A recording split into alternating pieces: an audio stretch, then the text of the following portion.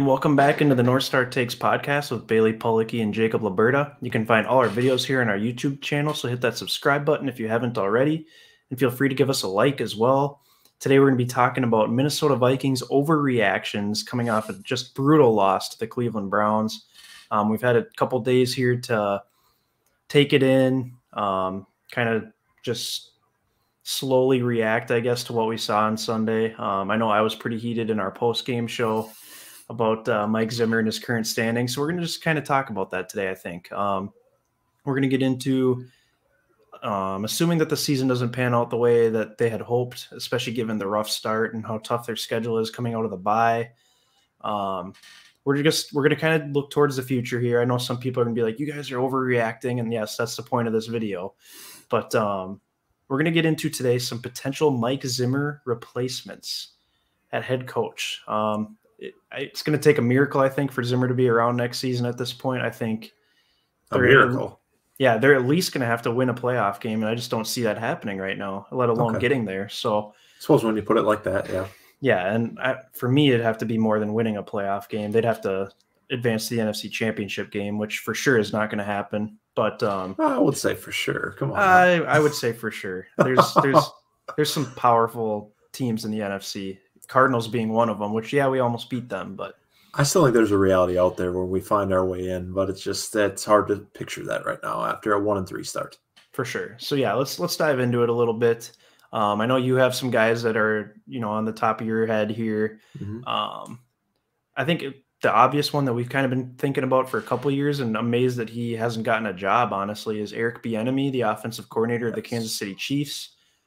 It was widely thought that he was going to be the top head coach candidate the last 2 off seasons, and nobody hired him. And whether that was his choice or nobody thought he had a good enough interview, I don't know what the deal is with that. Maybe he just wants to stick with the Chiefs, but it's kind of incredible. This guy hasn't gotten a head coaching gig, and maybe he's holding out for the right opportunity. Maybe he wants to come back to Minnesota where he used to be a coach. So what are your thoughts on Eric Bieniemy? And do you think there's any concern that he hasn't been hired yet?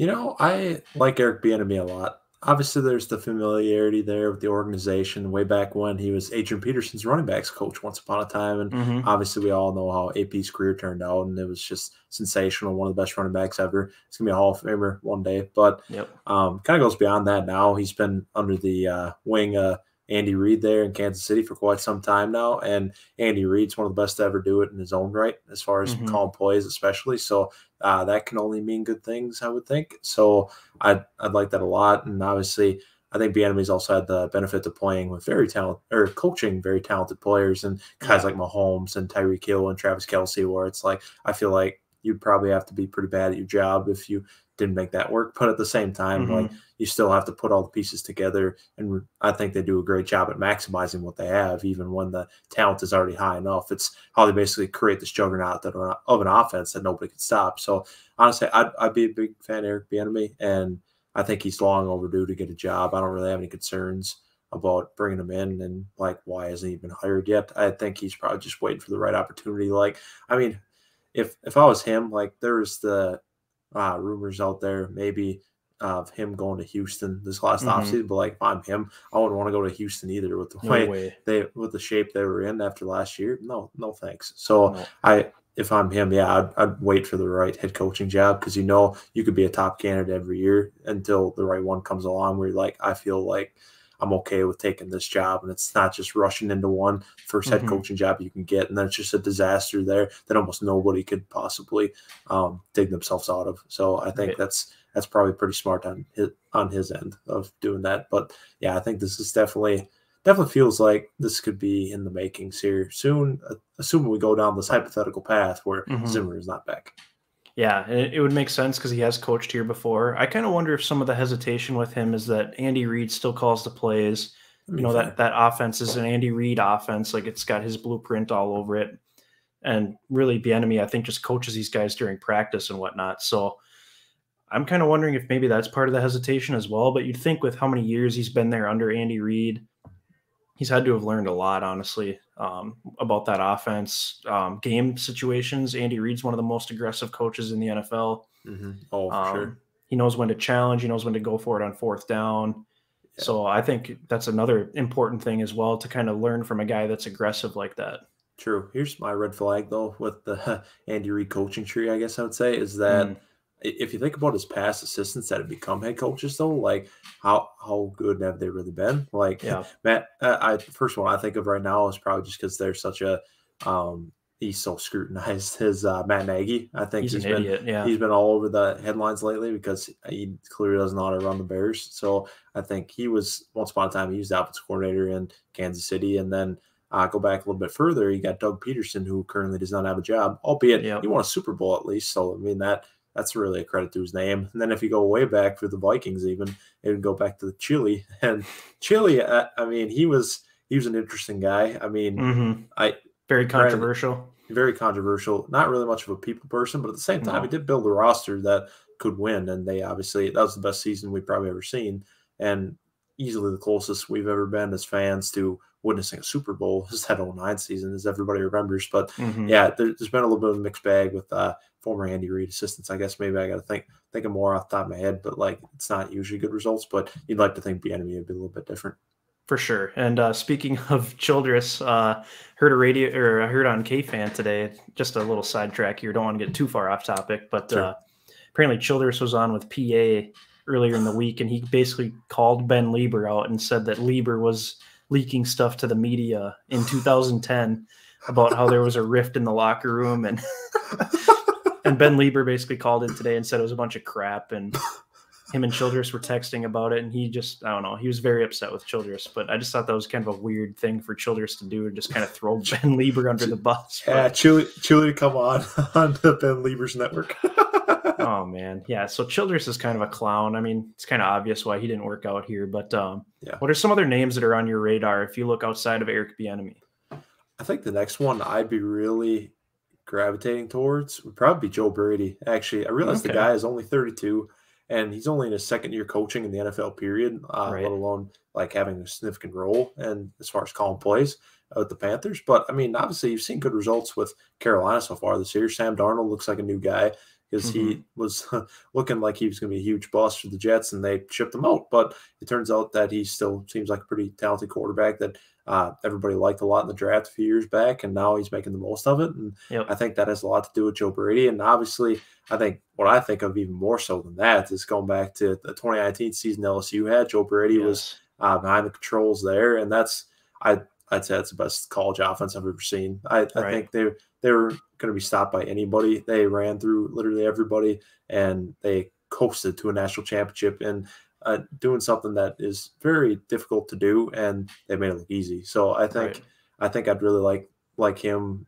Honestly, I would like him as a candidate. At least give him a shot in an interview and maybe see what he's got, and obviously see how this Carolina season progresses. It's still pretty early, but at the same time, I'd really like him, especially he's got familiarity with Justin Jefferson, our best offensive player. So, I mean, that's always good, but albeit it's a receiver. But if he can really turn Darnold into a good quarterback again, like everybody thought he'd be out of college, then I think that says a lot about him and just being a good coach. And I think we could really use that in here, whether it's going to be Kellen Mond, the future guy, or maybe he'll take his own in the first round if we end up in that kind of position where we have a high enough draft pick to take a really blue chip kind of guy. So I definitely look into Joe Brady as well. Okay. Yeah. And the guy that's on my radar is Buffalo Bills offensive coordinator Brian Daboll. Yeah. The progression of Josh Allen over the last couple of years has truly been incredible. Yep. A raw quarterback coming into the NFL. Wasn't so great his first year, much better last year. And then of course, when they trade for Stephon Diggs, that's a huge difference maker as well. Yeah. But they have a highly explosive offense. They got playmakers all over the field. And they're another one of those teams that's very aggressive offensively. They're not afraid to go for it. Yeah. They dig into the analytics side of it. And forward thinkers. Exactly. And he's not a super young guy, but he's also not old either. I would guess he's probably in his 40s. I think so. Yeah. So I think that could be a good fit as well. I think he's a guy that players really respect there in Buffalo. And I don't know, he could be a culture setter here. I mean, Zimmer kind of set the culture when he first came here, but it's kind of seeming like his message is falling on deaf ears a little bit. So it'd be nice to bring in, I think, another guy that commands respect, but just a fresh voice for this locker room. Yeah, I like Dable too. I think he's probably another guy that might be even overdue for getting a head coaching gig, but still maybe waiting for the right opportunity. I think there's no ambiguity there as far as who's behind making Josh Allen the quarterback he is today after the way he started his career. Because Yep. Sean McDermott, he's a defensive-minded head coach, so it's clearly not him. That has more to do with Dable. So for him to turn Allen into what he is, top 5 quarterback easily in this league, I think that's a real testament to his development and his ability to make a quarterback that has just a natural talent, make it more, bring it to reality and make it into a superstar in this league. So I think that's huge. And then even Dable, I like that he going farther back as far as his coaching tree goes. He goes all the way back to Alabama back in 2017 when they won that big game against, I think it was Georgia in the national championship, when Yep. Dable was the play caller that year for Nick Saban. So he comes from that Nick Huh. Saban coaching tree, and he orchestrated a phenomenal second half, a phenomenal season in general, but especially when the brights were the lightest and they brought in their freshman quarterback, Tua Tagovailoa, and Yeah. to lead that comeback in the second half, to come back in overtime and hit Devontae Smith in the corner of the end zone on a brilliant play call. That was, and had a lot to do with Tua, obviously, too. But Right. still, I think I love Nick Saban guys, too. I think obviously he's the greatest college coach to ever do it. So I can't go wrong there either. So I think Dable would make a lot of sense for the Vikings, too. Yeah, I didn't realize he was a part of that Alabama coaching staff. That's pretty impressive when you look back at that championship game, especially. I know, right? Um, Before we kind of wrap up here, obviously we're kind of going offensive guys because, I really don't think it makes sense for the Vikings to hire another defensive coach after Mike Zimmer, especially the way the league is trending. No, So, I don't know any teams that ever done that where they no, like fire one defensive minded coach and go to another defensive minded guy. Because usually you hire whatever the biggest problem is in your team, and right now maybe it is the defense. I don't know, but I feel like you just want to go opposite. If maybe our viewers could remind me of any instances where they think that right. where they think this was the case where they hired the same side of the ball kind of coach, then I'm all ears. But I can't think of Right. any off the top of my head. And I can't really think of any like hot young names, up and coming stars as that are defensive coordinators right now that would be considered head coaching candidates. No. You had Robert Saleh last year that went to the Jets. Mm-hmm. That's really the only other guy that I can think of. So, but who's kind of a wild card pick for you? Someone that might not be on the team, anybody's radar right now, but that could kind of surprise you and jump up to be a potential replacement here. I like this guy a lot. I just don't know if he would actually entertain this idea and make the jump, but he is one of the best coaches in college football, in my opinion, and that's Lincoln Riley. Ooh, Leads the way at OU. I'm really a fan of his just because of his, again, it always goes back to, especially these days, quarterback development. And right. he's done a great job with all the quarterbacks there, from Baker, number 1 pick, Kyler Murray, number 1 pick, to Jalen Hurts now, who's started in his own right, second round pick, and now playing, I'd say, pretty solidly for the Eagles on a For team that sure. really is kind of lacking some roster talent, in my opinion, right now, and Yeah. just isn't a great team. But he's making do, and I think he's playing about as good as you could hope he would. So Yep. again, comes the quarterback evolution, and then we'll see Spencer Rattler too. He could be another one of those top picks. So I think I really love the idea that he knows how to identify quarterbacks and turn them into great players that'll lead your team. So I think we could use that big time, and I think Lincoln Riley would be a lot of fun. It would just be another young coach to continue on this trend of all these good teams lately with all these young head coaches. Obviously, started McVay a few years back, and now Yep. a lot of teams are, it's a copycat league, and a lot of teams are doing that too. But the thing is that a lot of them are still finding success. I mean, after McVay,